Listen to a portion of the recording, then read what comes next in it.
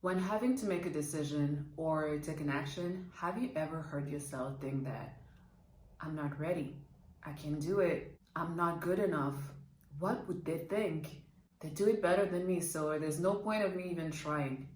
Yada yada. Do these statements sound familiar to you? You know, that little voice in your head at literally tug war with yourself, preventing you to move through life experiences with confidence and full presence. Even though self-doubt can hold us back, self-doubting is normal. It's completely normal. We all do it consciously or unconsciously, but it can become destructive when it's rooted in low self-worth, which is why cultivating it by getting out of our head to create that solid foundation for our emotional well-being is key. And finally, quieting that inner chatterbox that pushes perfection, worry, fear, self-doubt, and judgment patterns. So let's break it down to reach a place where self-doubt stops taking over us. Welcome to Conscious Matters. I'm Melissa. On this channel, I talk about conscious living through empowerment and holistic wellness, especially mindfulness. Just like everyone, I deal with self-doubt. I'm still human, work in progress. But the cool thing is that now I can actually differentiate the useful thought, the truth in me, compared to the self-doubt, and ask myself the right questions when I'm in this self-doubt rut, so I can find the solution that leads to the right choice for me. First and foremost, let's talk about where this self-doubt process, plague, constant annoyance, it comes from our thoughts, obviously. What we can do to take over the self-doubting and take our power back is actually starting to choose our thoughts, because every single thought that we have is not pushing us in the right direction. It's important to ask ourselves, when self-doubting, of course, is that thought all made up because of my insecurities, my doubts, my fears, or is it evidence-based? Is it rational? Most of the time, no, but it's super important to ask ourselves these questions so we can actually choose, okay, is that thought empowering me? Is that thought working for me? Is that thought validating me and pushing me towards a higher version of myself? Or is that thought just trying to keep me in the same place or trying to actually drag me down? And oftentimes, these thoughts are not evidence-based. They're not rational, since by default, we tend to lean towards the negative, into the fear of the unknown, into fear of relieving a bad or traumatic experience that we had in the past.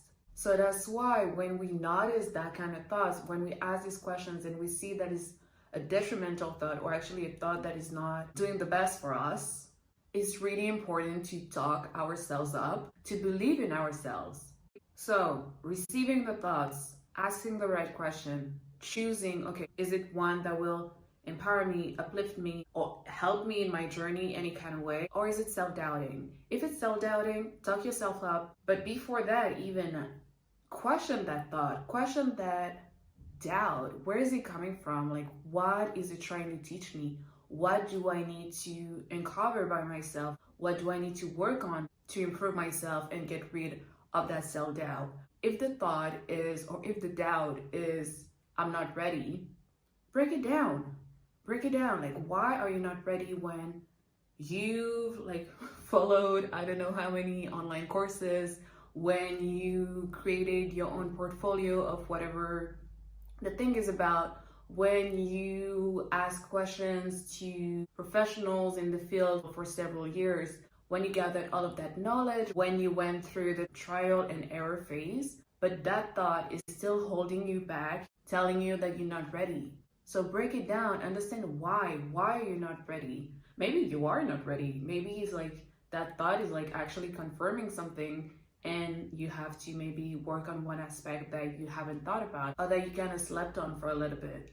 But if you actually did everything you could to be ready, maybe that thought is telling you to work more on your self-worth, on your self-confidence, on taking risks, or at least calculated risks. And when you have done all of that and it's still a doubt and it's still something else that you need to work on, or it's just your mind trying to be foolish with you, talk yourself up. Positive thinking during hard times. I made a whole video about it. You can check it out. But with positive thinking, it's super important to not fall into the pitfall of bypassing negativity.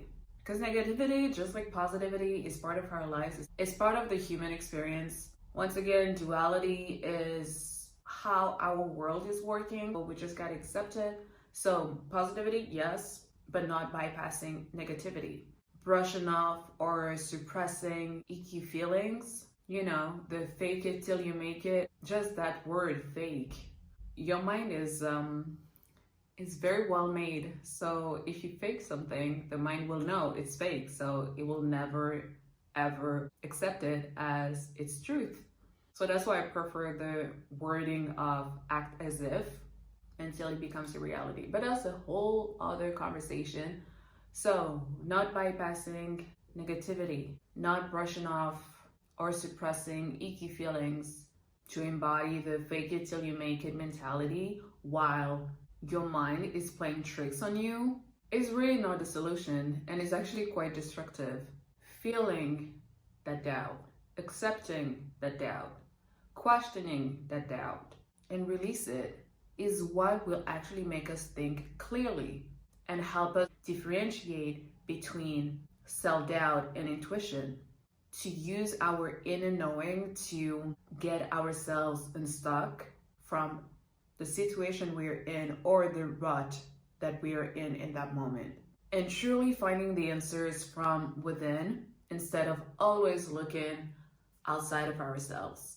Yes, it's important and extremely valuable to ask questions, to inform ourselves from different sources. But at some point, when we have gathered all of the information that we need to check within to sort out everything and direct ourselves in a way that feels true with who we are and who we want to be, instead of following something that feels wrong, that feels restrictive or imposed on us. Feeling like we have to follow the practical choice, what society tells us to be, what our family and friends who wants the best for us, but limit us in their own limited, restrictive views of things and their legitimate fears.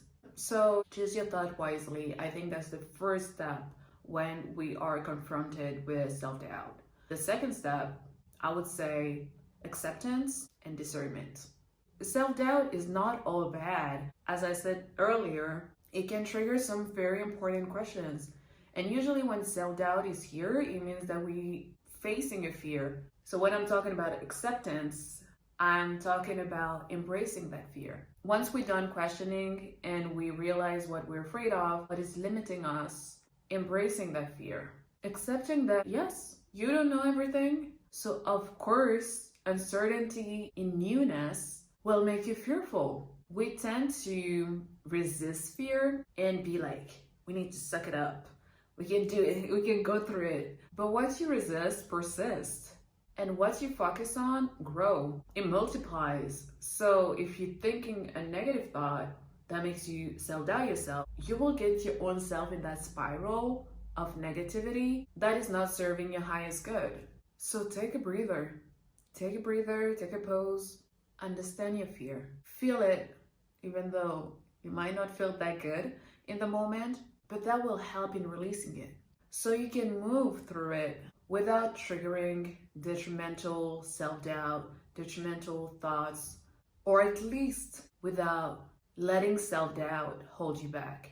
Hold you back from the action you wanted to undertake, from your growth, from moving forward in your journey.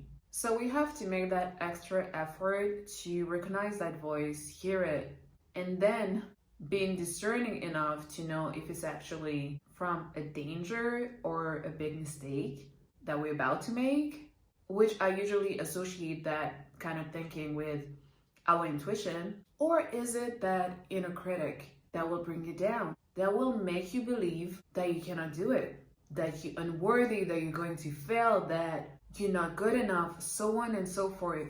We all have crazy scenarios, so go ahead, think about everything that comes up when you in that self-doubt rut, that self-doubt thinking spiral. One thing that helps me is thinking about the worst case scenario. hear me out, hear me out. When I'm faced with one of my fears, which is triggering my inner critic, when I have done all of that, choosing the thought, I move on to acknowledgement and accepting. But before accepting, I acknowledge it. I tell myself, okay, I'm scared. Then I follow up with, what am I scared of? If I need to, I even write it down so I can really do this, free flow writing. So actually, it's more my subconscious telling me what's going on. Because sometimes consciously we block ourselves. As I said before, we tend to resist and suck it up and fake it till you make it. But you need to release. So when releasing, I tend to, not all the time, but often I write it down in free flow scripting and writing. Once I've identified my fear, or even fears plural, in that specific situation that I'm facing at the moment, I ask myself, okay, so now what is the worst thing that can happen if you do that thing that scares you? What's gonna happen? What is the worst thing that can happen? And if you want to be a little bit dramatic, you ask, like, would it be the end of the world for me? And the end of the world can mean different thing for different people. Some people cannot handle humiliation. Some people cannot handle being judged. Some people cannot handle public speaking. So the end of the world can be different for each one of us. So I ask myself, would it be the end of the world for me if I do that thing that scares me right now? Will I survive from it? Will I be okay? Again, I often write down or state out loud the different scenarios that come in mind. And oftentimes, the worst scenario doesn't come even close to my fear actually manifesting in reality. But our brain is structured in a way that it prevents us from danger. That's why the fear is here. And in the scenarios that my fear has actually a good chance of materializing itself, that actually validates even more the legitimacy of my fear. So now I have to figure out the pros and cons of pushing through that fear, or if I just should it's legitimate, I put it on the side, I'm not gonna do that. Figuring out or asking myself if the benefits that I will get as a reward of that action, if the benefits of that action are greater than getting stuck because of the fear or not. And if yes, I have to wear my big girl pants and I have to feel the fear and do it anyway. Other times, I'm in a state of my growth where I'm not ready. I'm not ready to face that fear, and that's okay. And that time, that specific time, is the time where I need to demonstrate self-compassion, to dig deeper into that fear and give myself time to release it. It's super important, at least to me, to not rush the process. It's part of our personal evolution journey. So don't rush the process. Everything in due time. So yes, acceptance and discernment are so important. And in that vein, we also have to remind ourselves that the more we wait for something, the more we let a self-doubting thought simmer for too long within ourselves, the more the dread and the fear will grow. And taking that action is actually going to make us realize that, oh, it's actually not that big of a deal. It's not that scary after all. We gotta find the right balance between accepting where we are with our fears and our doubts and giving ourselves that self-compassion and that time, with pushing ourselves because we're actually ready to either overcome that fear or feel that fear and do it anyway. And for example, with this YouTube channel, despite the general word in the street or what we might think, is not easy. It's not easy to come here and talk about important, at least to me, important life subjects, putting yourself out there, literally throwing yourself to judgments, even though it's good judgment. Not all can be good, of course, but even though it's good judgment, it's still a judgment. But then I was like, you know what? I want to do it. I want to share. I want to keep on sharing what I've learned, and hopefully it will trigger something in somebody that will inspire them to dig deep within themselves so they can live a life that they deserve, a life that they desire, a life that is in alignment with their truth. And worst case scenario, I would have built skills, filming, editing, speaking, and so many other things. At least I would have tried and I would have been proud of myself. The benefits are greater than my fear of, I don't want to be seen, I don't want to be judged, I don't want people to think that I think of myself as this guru when I just want to be a guide, or even not even a guide, like just sharing. And people who resonate, awesome. The one that don't, they can switch to another channel. So sometimes we do have to push through the fear. And even when self-doubt is creeping in and telling you that, but there's so many other YouTube channels about self-development, like why would you add any value in creating your own? What if you cannot succeed and your videos have 0 views? What if it's such a waste of time? What if you get ridiculed? Or so many thoughts that can come across when you put yourself in a vulnerable position. The other point that I've learned with self-doubting, and I think it will be the last point of this video, is to make your shortcomings work for you. For example, if you're saying to yourself, I'm a shy introvert, I cannot go to that meet and greet to make new friends. I really want new friends. I really want to extend my network. I really want to extend my connections, but I'm too shy. I'm too shy. I don't know how to network with people. I don't know how to connect when I don't know them, like firsthand. Look for your strength that will override that fear of interacting with others. You probably have great listening skills. You can hold space for others in a way that they feel safe enough that they will open up more to you than anyone that they get to meet firsthand. With all that time alone as an introvert that you had, you entertain yourself in so many ways, and you have in your hands most probably a wedge of knowledge like so little people have. You probably cultivated very unique and super interesting interest that can captivate so many people if you start sharing about them. And I can go on with so many other examples, but look for your strength when you feel like you're faced with weakness, because that is empowering. But as much as we need to believe in ourselves, it's normal and a good thing to doubt ourselves as well. Not only it shows humility and awareness within us, but it participates in furthering our reflection on the matter at hand that we are self-doubting about, which will eventually lead to clarity. Approaching life with clarity makes us take more sensible decisions and actions. It will never be full clarity because we will never have the knowledge of all of the elements at play, and our vision of life is limited to our own experience on this earth. But more clarity than none is extremely helpful in everything that we do in life, and that includes the self-doubting process. So I would say crushing self-doubt, no, but understanding, embracing, and transmuting it instead is what actually makes us grow into the truest version of ourselves. Self-doubt is, in a big part, I'm not gonna say huge part, but in a big part good. The only thing is to not get stuck in the self-doubt, but analyze it for what it is.